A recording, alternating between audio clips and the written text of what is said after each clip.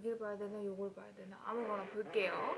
오늘은 드디어 다이어트 Q&A를 갖고 왔는데요. 사실 인스타로도 진짜 문의가 많았고요. 유튜브 댓글에도 간혹 가다가 다이어트 어떻게 하셨는지도 많이들 물어봐 주셨어요. 근데 제가 고민을 하고 있다가 결국 이렇게 새해 맞이 영상을 다이어트 Q&A로 시작을 하게 됐습니다. 인스타로 질문을 많이 받아놨고요. 그래서 이제 총 정리를 해가지고 여기 아이패드에다가도 적어왔어요. 그러면 지금부터 시작해보도록 할게요.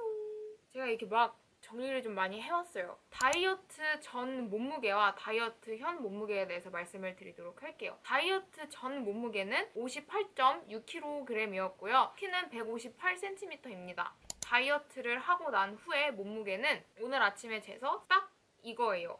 지금 LB로 나와서 좀 당황들 하실 텐데 제가 영국에서 체중계를 갖고 왔거든요. 오늘 아침에 제 몸무게는 LB로 이렇게 따져서 킬로그램으로 환산을 했을 때 50.3kg에서 50.4kg를 왔다 갔다 하고 있습니다. 8.3kg 정도를 감량을 했습니다. 자, 다이어트 기간은요. 2020년 6월부터 2020년 10월까지 총 4개월이 걸렸습니다. 체형에 대해서 말씀을 드리자면요. 하체는 상체에 비해서 굉장히 살이 없는 편이었어요. 하체만 보면은 너 진짜 말랐다? 너 다이어트 왜 하냐? 이런 말씀들이 되게 많으셨는데요. 진짜 상체 비만이었습니다. 자, 그러면 다이어트를 하게 된 계기가 어떻게 되냐? 거울을 보죠, 다들. 이제 씻기 전에 거울을 보게 되실 거예요.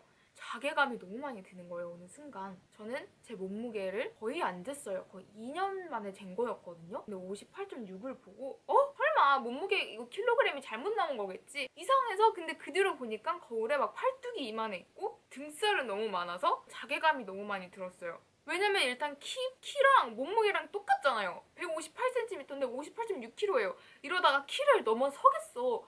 와, 이거는 진짜 제 입장에선 용납을 할 수가 없는 거예요. 그래서 거울을 볼 때마다 자괴감이 진짜 많이 들었어요. 인스타그램에 전신을 찍어서 막 영상을 올리지를 못했어요. 이유는 포토샵을 너무 많이 했기 때문이죠. 걱정적으로 했어요. 진짜 아이폰으로 하는 포토샵이 아니라요. 컴퓨터 켜서 어도비 포토샵을 엽니다. 그래서 하나하나 옷에 주름까지도 지울 정도였어요. 인스타를 보시는 분들은 알겠지만 거의 올리는 사진마다 옷이 바뀐다고 해도 무방할 정도로 옷을 정말 좋아합니다. 세상엔 예쁜 옷은 정말 많습니다. 하지만 제가 살이 쪘을 경우에는 많은 스타일 중에서 내가 입을 수 있는 옷들은 굉장히 한정적인 거예요. 큰 계기가 됐습니다. 바로 저희 아버지의 말씀이었는데요. 근데 아빠가 어느 순간 저를 보고 딱 그러시는 거예요. 너 관리 안 하냐? 그냥 툭 던지셨어요. 제가 치킨을 먹고 있는데 지금 네 나이 때 안 하면 힘들게 빼야 돼. 하고 싶어?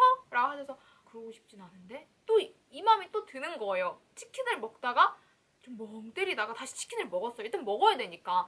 동기부여는 당연히 저희 아빠가 제일 큰 것 같아요. 아빠가 어느 순간 다이어트를 확 하고 나시고 옷방에 있는 옷들을 싹 다 버리셨어요. 싹 다 버리시고 옷을 새로 싹 다 사셨는데 그 옷들이 너무 이쁜 거예요. 그리고 아빠가 옷을 입고 나오셨을 때 옷태가 정말 너무 이쁜 거죠. 진짜 다이어트는 진짜 최고의 성형이라고 할 정도로 저희 성형한 것처럼 얼굴이 싹 바뀌었어요. 원래 제가 다이어트 전에는 어떻게 먹었냐 간단히 말씀을 드리도록 할게요. 6월까지 매일매일 배달의 민족을 시켜 먹었습니다. VVIP예요. 치킨 한 마리 다 먹었어요. 뿌링클 시키면 치즈볼 시켜야죠.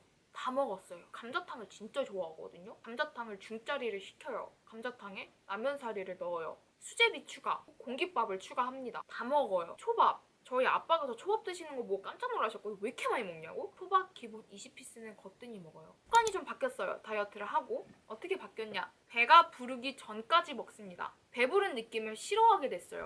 식단에 대해서 말씀을 드릴 건데요. 제일 식단에서 중요한 건 탄수화물이 거의 90% 끊었습니다, 여러분. 아예 안 먹진 않고요. 일주일에 한 번, 두 번 정도는 탄수화물을 꼭 챙겨 먹고 있어요. 6월부터 7월. 6월의 몸무게는 58.6kg에 55까지 3.6kg을 감량을 했어요. 이때는 거의 제 몸을 혹사시켰어요. 식단으로. 아점으로는 요거트 저지방 플레인에다가요. 과일을 넣어요. 계란 후라이랑 케찹을 해서 아침 식사를 걸 대신합니다. 그리고 중간에 배가 고프잖아요. 간식으로 방울토마토를 먹어요. 질린다 싶으면 오이도 꺼내 먹습니다. 배가 고플 때마다 물을 계속 마셨어요. 물을 하루에 거의 3리터 이상씩은 계속 마셨습니다. 일단 제 식단에서 모든 저녁은 6시 전엔 끝납니다. 그러니까 저녁에는 두부랑 계란을 같이 볶아요. 그리고 여기 케찹을 좀 뿌려요. 저녁으로 대신해서 먹어요. 포만감 장난 아니에요. 그리고 이것만 먹으면 좀 질리잖아요. 굉장히 가장 쉬운 거 토마토 계란 볶음을 해서 저녁마다 먹었어요. 8월에서 9월까지 총 5.6kg를 감량해서 58.6에서 53kg가 됐어요. 아점은 비슷했어요. 소반이랑 스크램블 요거트 과일 같이 먹고요. 근데 이때 추가가 된 건요. 아침에 삼겹살을 구워요. 한 2줄 정도 굽습니다. 그리고 여기에 팽이버섯 그리고 야채들을 듬뿍 넣어서 같이 먹어요. 간식은 이때부터 당이 좀 떨어지기 시작했어요. 과자도 엄청 좋아했거든요. 그래서 몽쉘 한두 개 정도? 맨날 먹진 않았고요. 일주일에 2번 과하게 힘이 딸릴 때 그때도 물은 하루에 3리터씩 마셨습니다. 제일 키포인트는 고기,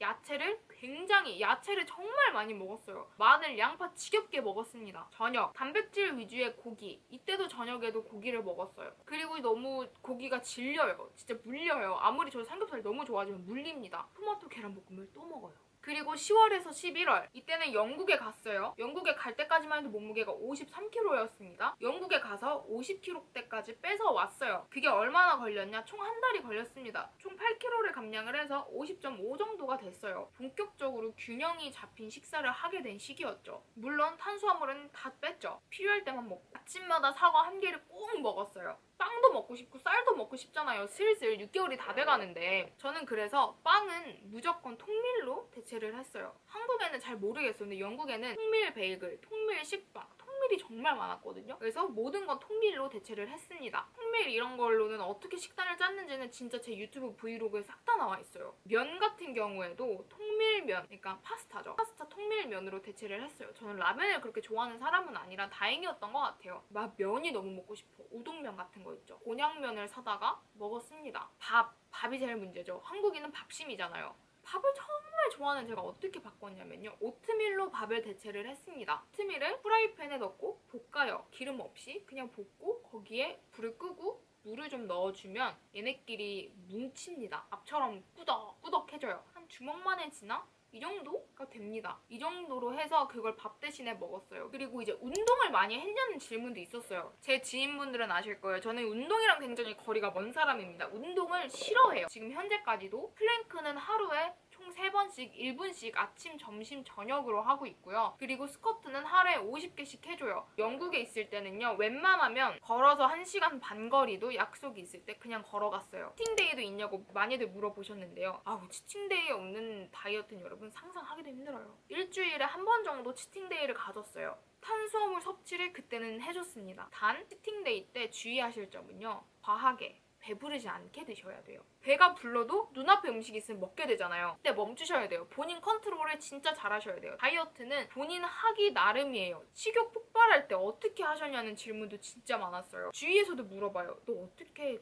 그래? 안 먹고 싶어? 왜 안 먹고 싶겠어요? 엄청 먹고 싶죠? 폭발할 것 같다. 다크 초콜릿을 먹어요. 멘탈 관리 어떻게 하시나요? 그죠? 다이어트 하면 멘탈이 폭발을 해서 다이어트 하면 제일 스트레스 받는 사람은 누구다? 내 옆에 있는 사람이다. 최대한 남한테 평가를 받지 않았습니다. 남한테 평가받으려고 하지 마세요. 내 몸은 내가 제일 잘 알아요. 근데 그걸 굳이 남한테 평가를 받는다? 남들은 잘 몰라요. 빠졌는지 안 빠졌는지. 그리고 생각보다 남들은 내 몸무게에 대해서 관심이 없어요. 내 몸은, 내 몸무게는, 내 겉모습은, 내 외양은 나만 평가할 수 있습니다. 나를 믿으세요. 내 자신을 믿어야 돼요. 무슨 교 같네. 스트레스 받은 건 남한테 풀지 마세요. 나 예민해. 티내지 마세요. 왜냐? 내가 빼기로 했으니까 남한테 스트레스 부리면 안 되는 거잖아요. 그리고 절대 남과 비교하지 마세요. 남과 비교를 하게 되면요. 내 자신이 굉장히 초라해 보입니다. 뺄 수 있는 한계치는 사람마다 다 달라요. 그렇기 때문에 정체기가 있는 거고요. 비교는 내 과거의 내 자신과 하자. 이겁니다. 다이어트는 남을 위해서 하는 게 아니에요, 여러분. 내 자신을 위해서 하는 거지. 그렇기 때문에 다이어트의 주체는 내가 돼야 됩니다.